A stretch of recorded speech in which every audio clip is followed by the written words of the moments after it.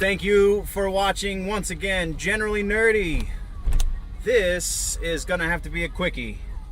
I don't have a whole lot of time for recording today, which is unfortunate because this, I feel like, deserves a little more time than the Orgy Powerman 5000 episodes. So, formalities out of the way. GenerallyNerdy.net. GenerallyNerdy.net.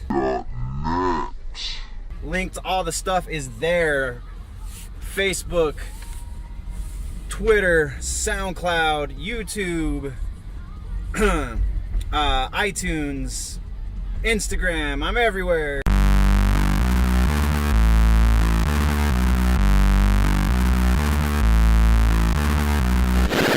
Generally Nerdy.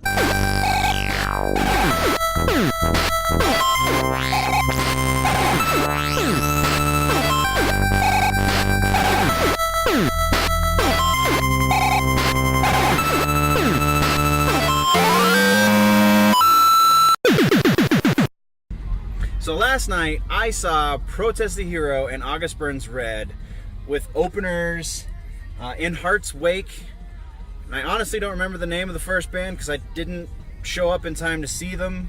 I'm sure they're good kids. In Heart's Wake, I came in about 2 songs left into their set. They were fine. There was nothing crazy about them. Nothing really notable about them either. Just a metalcore, like a new metalcore kind of band. So, I'm sure as they grow into their sound, because they seemed a bit young, they'll be fine.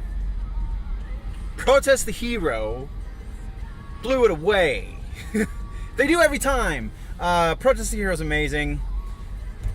The show last night, like usually they put on like there's more stage show with a Protest performance than there was last night.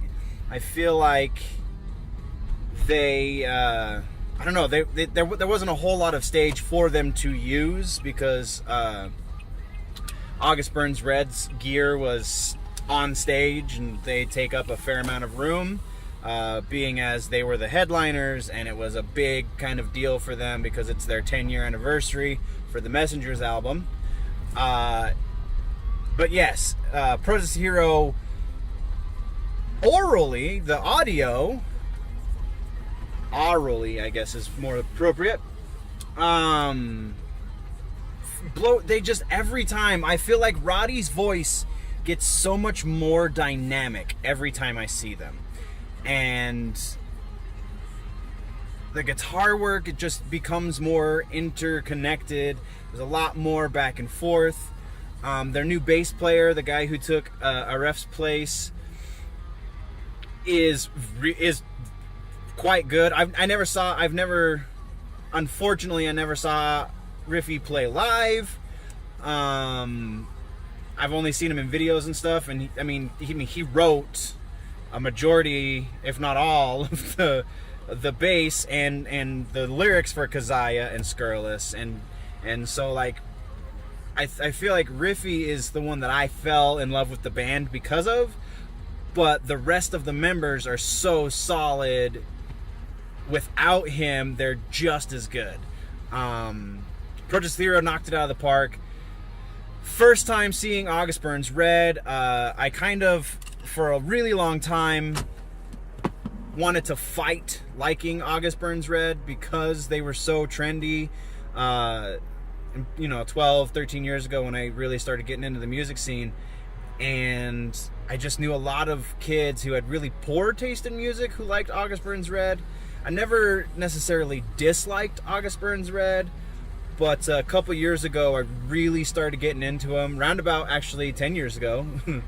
No. I didn't get into the Messengers album until about 6 years ago, 5-6 years ago. But that Messengers album kind of blows me away today. It's such a solid album. I'm not super well versed in the rest of their stuff, but I've been to a lot of heavy shows. I've seen a lot of metal bands, and I've run the gamut of, quality metal shows, metal performances. And the guys in August Burns Red worked the stage as well or better than most of my favorite bands. Like the bands that, like, just for juxtaposition, the show last night with Protest the Hero and August Burns Red. Protest the Hero sounds amazing every time. Like I said, there's no beating the way they play and the way Roddy sings, and you just can't top it. Like, none of the bands last night topped them technically, but as far as performance, August Burns Red put on one of the best performances live I have seen probably in 15 to 20 years. That was incredible. Well, maybe not that long, but I mean, in a long time. I saw Meshuggah a couple months ago. Again, super technical, kind of knocked it out, but there wasn't a whole lot of performance. It was because, I mean, when you're in Meshuggah, you can't worry about moving so much as counting. But just absolutely blown away with the performance of August Burns Red, and their vocalist is like, to stand next to him. I'm about 3 to 4 inches taller than the dude, but on stage he's 8 feet tall and bulletproof. Dude knows how to own that stage, knows how to work his presence, knows how to work the crowd. And there wasn't a whole lot of like audience interaction, which was the kind of the thing that blew me away. Is like, you see a band like Slipknot where the whole time during the show you're afraid for your life almost, because the crowd is so intense. Like Corey Taylor, the reason I bring this up, Corey Taylor talks directly to the audience. Not one time, aside from at the end of the set, and he said, "Thank you, Denver," or a couple of times he said, "Thank you, Denver," but there was no like back and forth with the audience. There was no time between songs that the vocalist took. It was, this is a song, this is who we, this is a song, and then this is a song, and then we are August Burns Red, and this is another song, and this is another song. And then the lead guitar player talked to the crowd once and said, "Thank you guys, this is amazing, blah, blah, blah, God bless."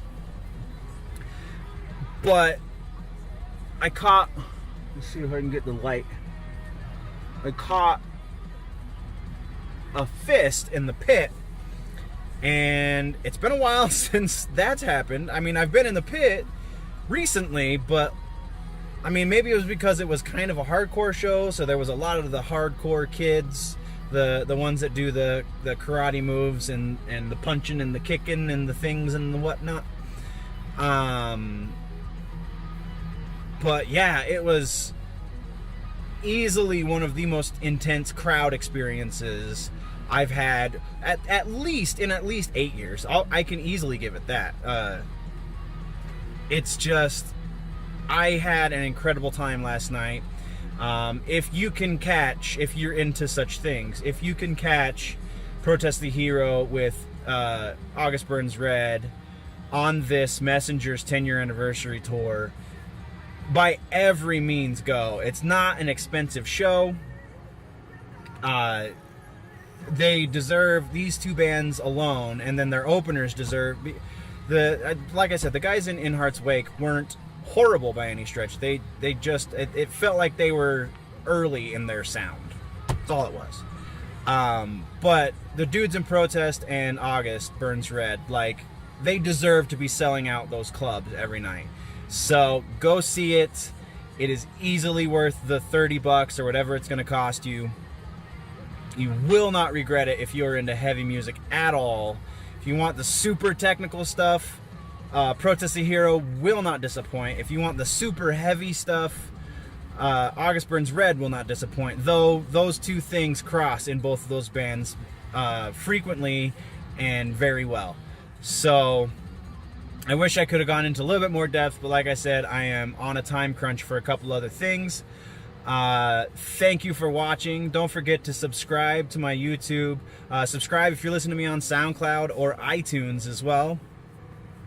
I am always willing to discuss anything. If you want to talk music, let's talk music. Let's talk gear.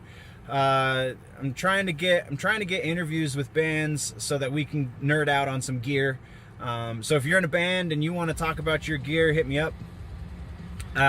Dustin at generallynerdy.net. And man, if you want some heavy music,